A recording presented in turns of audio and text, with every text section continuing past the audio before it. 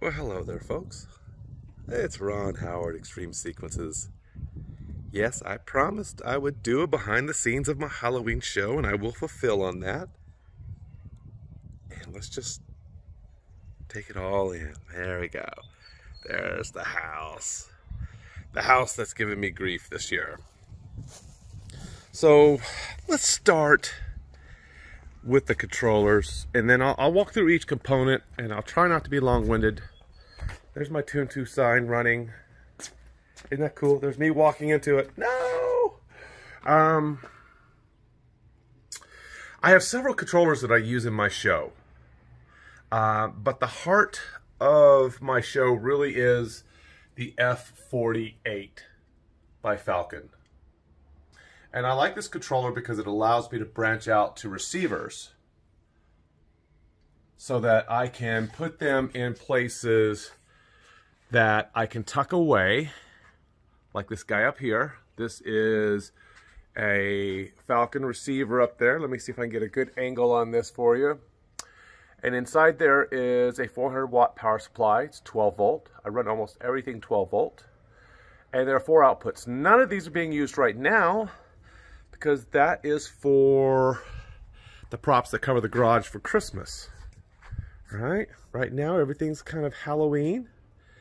And if we look back here to my left again, there's a controller up here that is an F16 with 1 power supply in there. Gives me enough to feed my icicles and my horizontal there over the garage. And then if we come over to this side here, there's another receiver tucked up there that's coming from the F48. Fantastic. And we'll stick with the house right now, and then we'll branch out. Up above there, above the 2 spiders and the windows, there's a receiver box in there. Those are CG2000 boxes, the enclosures. They're phenomenal. They fit a power supply really well and a couple of receivers. And then in the very corner up there is another one, just a single receiver, 400 watt power supply that feeds the icicles on the side that feed into the front up to the point. And then another output does the same thing with the eaves up there. It feeds into the corner up to the point. And then I actually have a pigtail on the end of that that feeds an icicle, or not an icicle, but a chroma flake for Christmas. Right now it's doing nothing but just resting. So my windows and upper spiders there, they all feed from that receiver. And that takes care of the right side of the house. And of course I have verts on the right, and then roof verts, and they all come from that side. It's identical on the left side of the house. And I usually start left to right. Because my house is fairly symmetrical, it's the same thing. A single receiver up there, or 2 receivers in a CG2000 box. And then a single receiver in that corner, and it feeds again icicles to icicles, eave to eave, and then it goes from the center or from the right side outward for the icicles and the eave. Same thing here. I'm running a receiver from the F48 just for spider here, and later that'll be LLS flake. Also spider here, spider, and then some of this is ran from a separate F16 V2 controller. So it's nice having maybe more controllers than you think you'll need, because you can get creative with your placement and it doesn't cut you off. You can always add a few more things. If I want to add extra snowflakes on this wall, I have plenty of room in there to do so. Plenty of room. And every year our shows grow.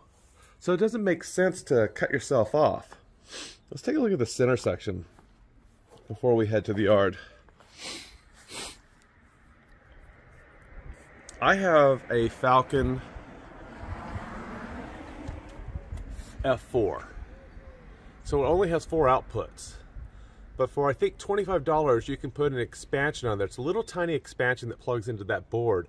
And that gives you 2 serial outputs to feed 2 receivers. Now I have 12 outputs on that controller. And that is what is running all of this. And many have asked, now I'm going to go up on a ladder ever so carefully, and I'll talk about ladders here in a little bit. And I'm running this middle Rosa wreath, 696 pixels from 2 outputs. And each of the 640 node mother of all wreaths, I am running from 1 output. And if we look up here, this is how I secured these. They're great ideas and executions out there of clips that people are zip tying to these big behemoths and mounting them. And I think those are great. I don't have a printer, a 3D printer. Doug Reel made some great ones, so you might want to reach out to him. I think he shared his design, and they're fantastic.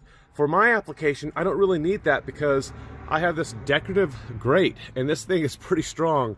This has held for 3 years, it was suspending this 56 panel P10 matrix. And this year, I decided to have my buddy help me mount it into the ground so that I could keep it a little more secure, because during the winds this thing would flop around and I just didn't trust it was going to continue to structurally stay intact. I just don't know how much weight this grate can hold. But it is holding everything you see up there. And I use this EMT. I have 1/2 inch and 3/4 EMT. And I cut them in half. I cut them to a length to where I could put zip ties around the EMT and secure it. And then I zip tied it to the grate. And that's really it. And then I have my controllers hanging from the top bar that's 8 feet that goes from the Mega Spinner to the Mega Spinner, and it is zip tied in the same fashion. And I'm simply using wire to hang my F4 controller and 2 receivers. And then up above, I am suspending a Spinreel Max 540 nodes with nothing more than 20-pound nylon string. And then 2 corners, left and bottom and center bottom, I am also tying to that same EMT that's supporting the Mega Spinners. So luckily for me, I have this. If I didn't have the grate, I would have to get more creative with how I would mount everything. So that works for my application. Yours may be completely different. All right, so that takes care of the house. While we're looking at this Tune2 sign, this is nothing more than 12 P10 panels. This is on its 4th year. I leave it in standalone mode, running an FSEQ file that tells everybody to tune in to 97.7. And all I have to do is flip the switch and it's on. And just a quick note, I think it's really important to use a good level on your speaker. Yeah, okay, I'm gonna have more coffee now. That's my Roland speaker. It's plenty loud.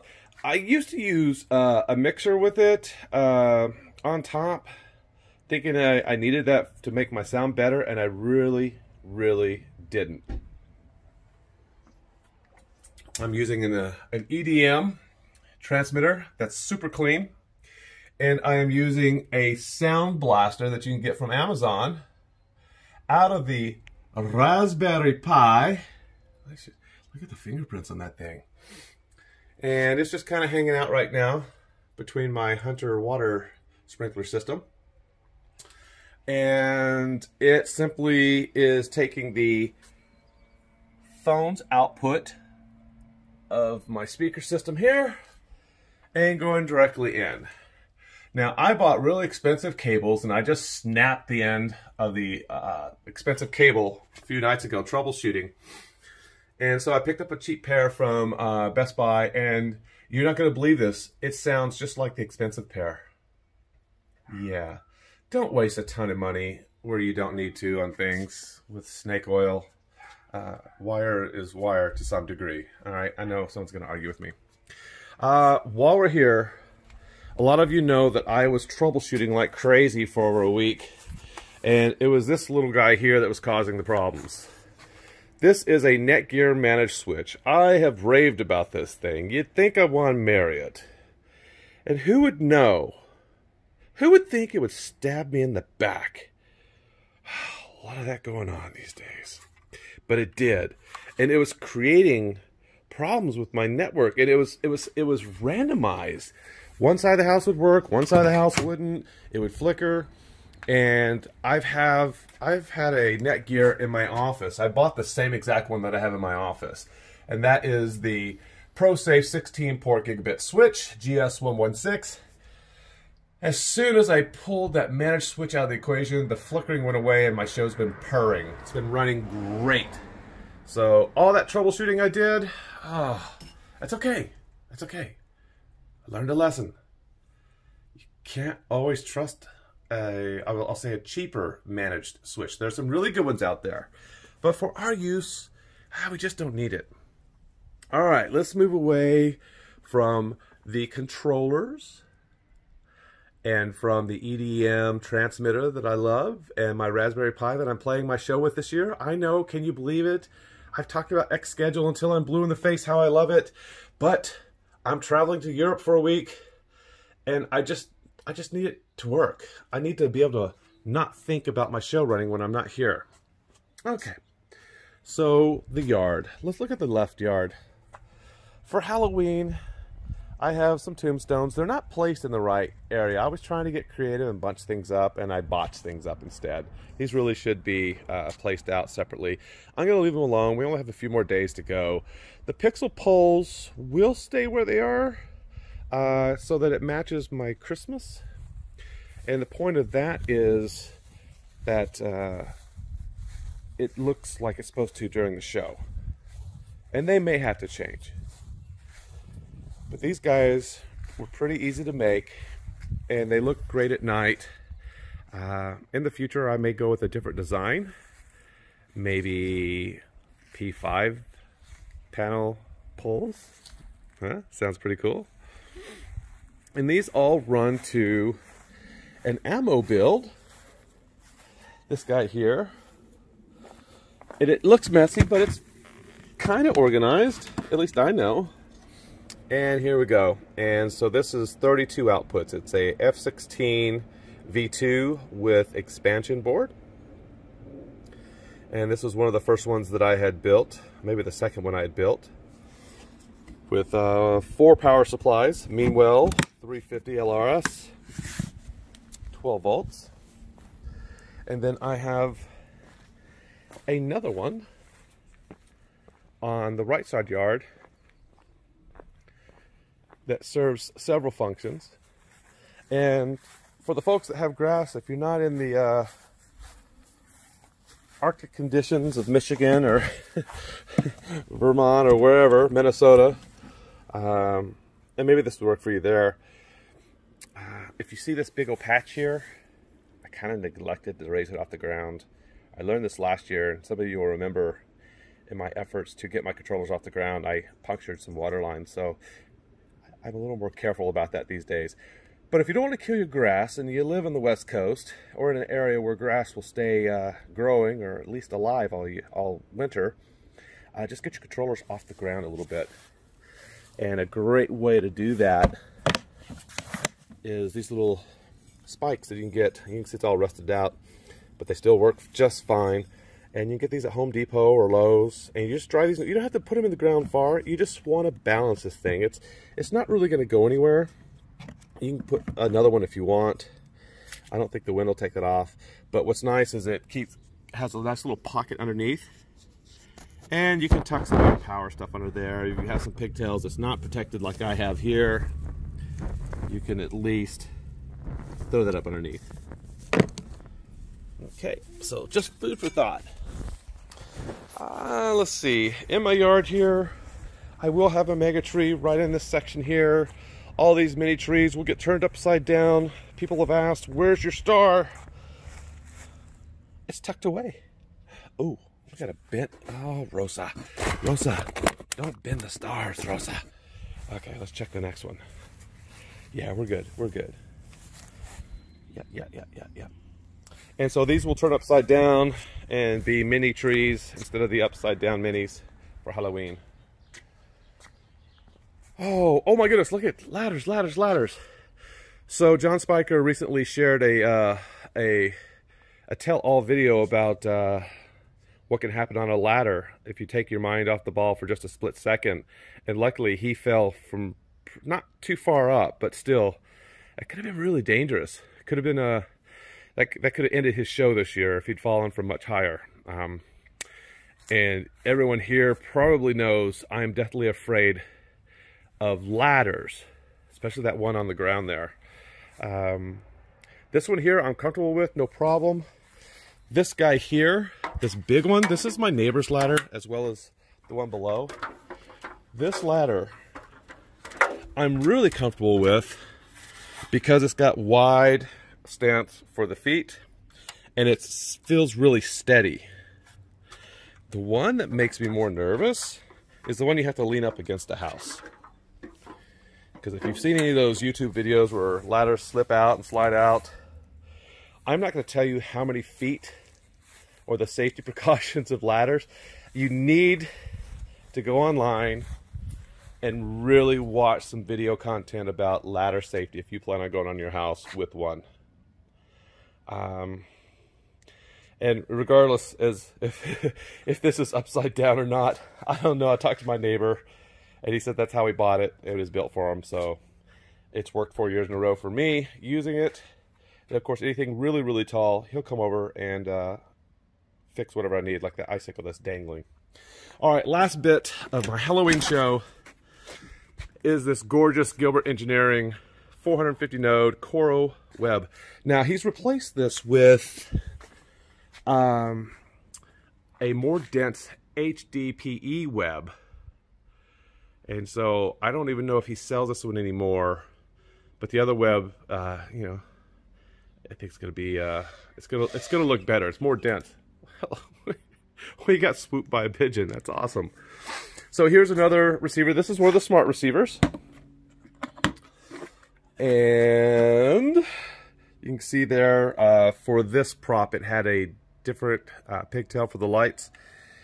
So I've got a couple extras there I can put in for later.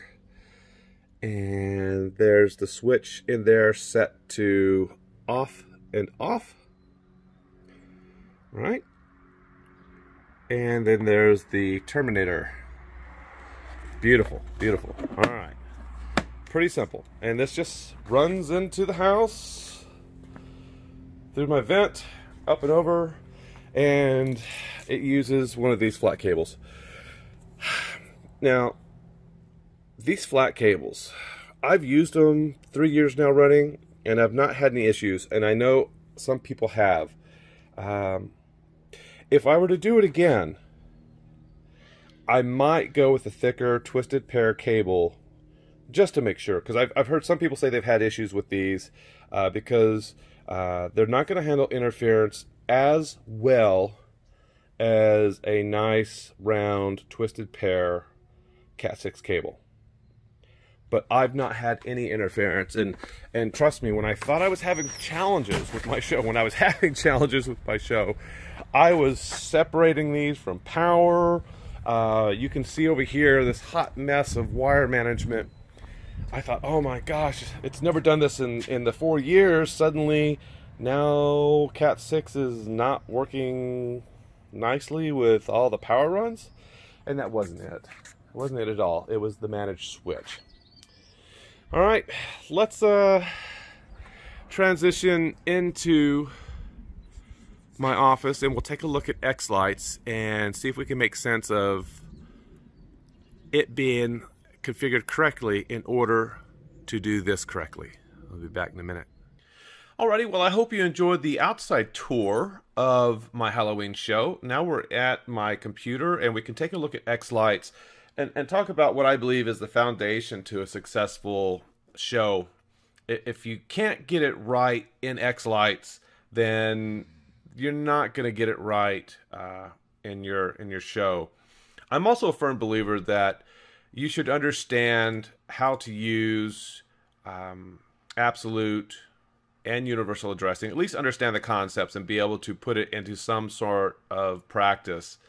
And what I mean by that is if I were to go to my Falcon F48 V3 and open the controller, that we could be able to manipulate some of the settings in the controller. And I'm not talking about the simple things like brightness. This is all stuff that you need to know anyway. This is a global brightness from the controller impacting anything attached to that port. And this is typically how I like to control my show. Others do it differently. They might leave this at 100% and control it from X-Lights. And this is just how I choose to do it. But there are times you want to be able to go in here and troubleshoot and create virtual strings, or if you have something similar to my mini trees and you don't want to put jumpers in between pixel runs because they simply won't stretch far enough, then you need to understand the concepts of creating null nodes. Unfortunately, X-Lights does not allow you to get very complicated with null nodes and push that to the controller. Basic things, if you're just going to put a null node in, it can certainly do that. But for anything more than that, you have to be able to do that at the controller level. Something to think about when doing this at the controller level, and I'm gonna leave here. I'm gonna go into our yard right. I'm going to open this controller so I can illustrate what I mean about being careful pushing configuration to your controller if you're using virtual strings. Notice here the Minitree 1. This is Minitree 1, and I have 3 virtual strings, and I've done other videos on this. If I were to right-click on that controller in X-Lights and push to it, I'm going to lose all of this. I had to manually create these virtual strings in an effort not to have to create spliced in wire for the pixels. I wanted to basically use 3 different null pixels in each one of my mini trees. So this is where you have to be careful. Get everything set up the best way you can. If I were to make a change in here and decide that my deer now have 95 nodes, I would not want to push that from X-Lights. I would manually do that in here just because I have these set up this way. Also, if you're going to do anything complicated like that, make sure you do click Save Settings, name that file, tuck it away somewhere in case you ever have to bring it back, or at least take screenshots of how you configured these null nodes. It will really save you in a pinch. Trust me, if you forget how to do this and it's been a year, you're going to wish you had documented it. All right, so let's get out of here. Let's go back to our layout. As you know, I use Falcons typically throughout my show. It's just because it's what I started with. There are a lot of great controllers out there. I just happened to choose this one because I started with it. Everyone said, go with it. And I jumped in the sheep herd and said, okay, I'll go with it. And but some other things transpired through the years, which was its tight integration with X-Lights. So from the setup, you can send all your E131, and you could do this with other controllers, but what you can't do with a ton of controllers is the output side of this, so that it sends, it sends the spider data. The Chroma Spider 1, it's going to tell it what universe it starts on, it's going to tell it what channel it starts on, it's going to tell it what port it's coming out of, if there are any specific protocols. If I want to tell a brightness from here, by the way, I want the brightness to be 75% or 40% or 30%, it will push that brightness level to the controller. And this is really handy when you have a Megatree for Christmas. You click on that Megatree model and you tell it, okay, I want the brightness to be at a certain level. It'll make that brightness for every string, and that's a heck of a lot faster than clicking on each one of those tick marks and dragging the drop down to tell it what brightness you want each strand for your Megatree. So think about that in here. By the way, if you don't have a port selected, you will not see any of these options here. You must have a port selected. Okay, there we go. With that being said, in the layout, some things that have changed over the years, which are just really fantastic, is the virtualization, being able to see. For many years, it seems like many years, you would see these numbers 101 through 122 just all the way down the line here, like an Excel spreadsheet. And it's really not necessary anymore. We would do that to see independent universes and what was going on. Now, all you have to do is right-click and look at Visualize Controller. I said virtualization, but I guess I meant visualization. Maybe we'll go virtual next year. But what's nice about this, depending on which version of XLights you're using, this looks good here, it will tell you the pixel port that's out of the controller, the physical port. It will tell you how many pixels there are, and it will tell you if it's daisy-chained. So here, pixel port 7, 90 nodes, and then it goes to top, 63, and then it goes to the right, 27. That's a daisy chain. You can right-click on this and print it, or create a Excel spreadsheet. And you take this out with you, and now you know what port to connect to what model. And that's a great thing. All right, back to our layout. As you had seen earlier, the F4 is being used for all of these. So I made sure that my legacy props, which would be these two mega spinners, these two spiders, and this light up here, and this light, these are all connected with pigtails that match these lights that I believe I purchased from Crockett Fantasy of Lights. And the pigtail that was in the F4, the 4 outputs were the same, so I left those alone. I didn't have to do anything different. But the two new receivers that I put up here for my Rosa Wreath, Mother of All Wreaths, and the Mega Spin Reel Max, I'll get it right one day, folks, hang in there. Those all come from two receivers, and those use the other connectors. Quick Connect, Easy Connect, whatever you want to call them. Everybody seems to have a different name for them. And that's how those work. My receiver up here in the center feeds the spiders, the windows, a few other things, and then the receiver in the corner up here feeds this eave, these icicles, then this eave to this eave, then this icicle to this icicle, and it just seems to work that way. So it's 4 outputs, takes care of 4 things. That's what I like about the distributed management power data with the receivers and the F48. It's just a great combination. There's lots of different ways of doing it. This is just what works for me. So it's really important. A couple things you want to do, especially if you're new to this and you built your ideal design, your layout, you're in love with it. You didn't set up anything in here yet. You just threw a bunch of stuff out here and you're like, oh my gosh, that is my dream layout. I love it. Well, it's fantastic. Before, a few years back, you couldn't do that. You had to at least give it some channels. Now you can go whatever, you can do whatever you like. It's a good idea when you're starting out is to think, where would I put a controller? Where's some intersecting points so that I can get that controller or receiver at the closest point to the point of consumption for power and data. And keep in mind, I don't do any power injection, only because it's turned into a sport for me. It's just fun not to. Doesn't mean you shouldn't. Doesn't mean I can't. I just choose not to because I think it's kind of fun. And I like the idea that I don't have wires all over the place running that. I mean, you know, it's just a choice. That's all it is, folks. Just a choice. But think about where you can put these devices and then think about your show growing later. Will you be able to add more lights from those points of entry, or what I call point of consumption for data and power? And where can you add more receivers? The F48 gives you 12 outputs. Okay. Now I'm going to segue back to the F48 because there has been some confusion this year on controllers and the number of pixels per output. And if I add receivers, does that double or triple it? No.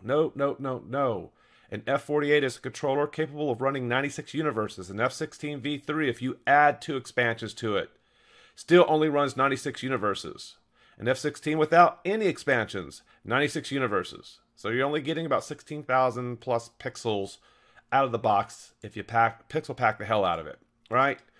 So that's real important when you're over here and you're on the F48 and we're looking at this and you've decided that you're going to put some very dense props in your show.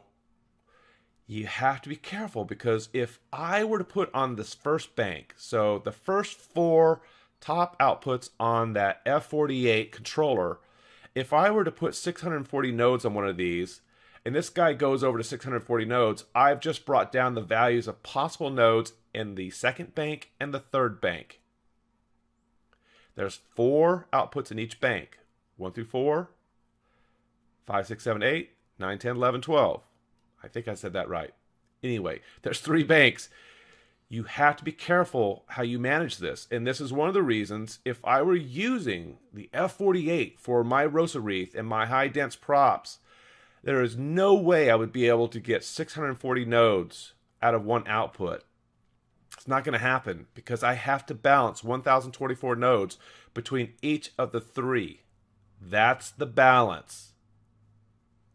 Now I could pull the slide over, which means I'm not going to be able to get more than 200 something here, and then I could get 640, right? So let's just bring this over. Let's bring this over to 640. And now that means on the third bank, I could get 640 out of those.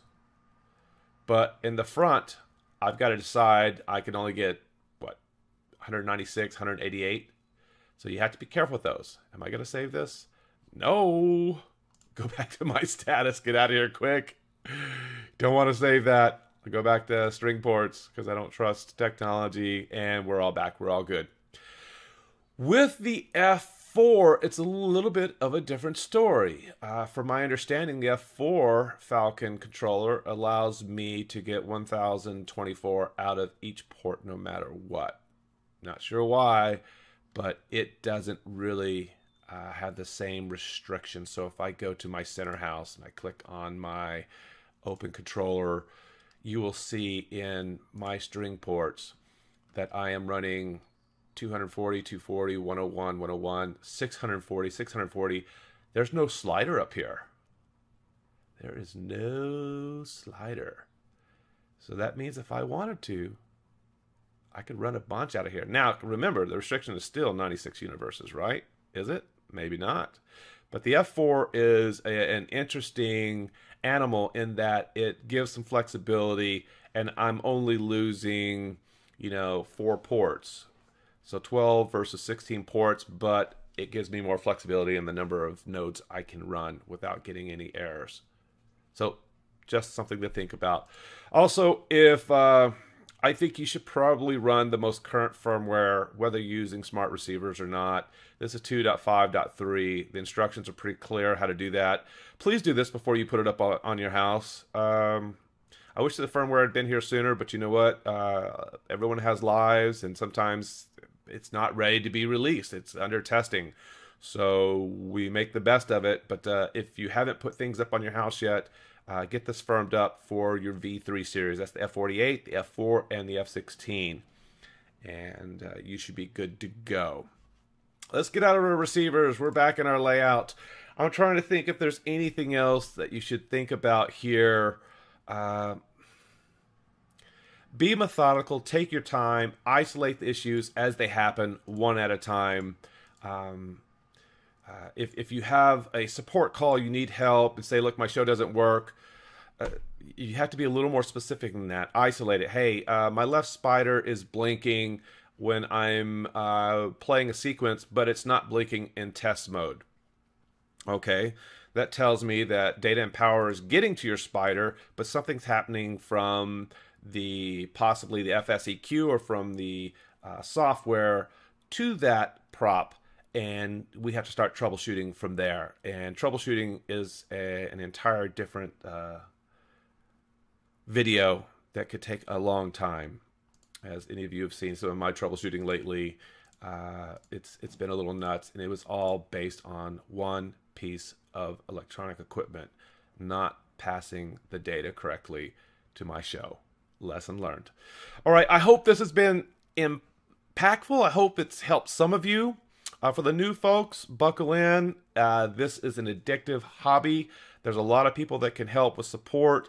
be sure and ask questions away, and we all try to help as much as we can. We are going into the season where we are building, testing, and getting ready to get our Christmas show up and running, so we may not be as responsive because everyone's going to be busy. All right, you guys have a blessed day. Take care.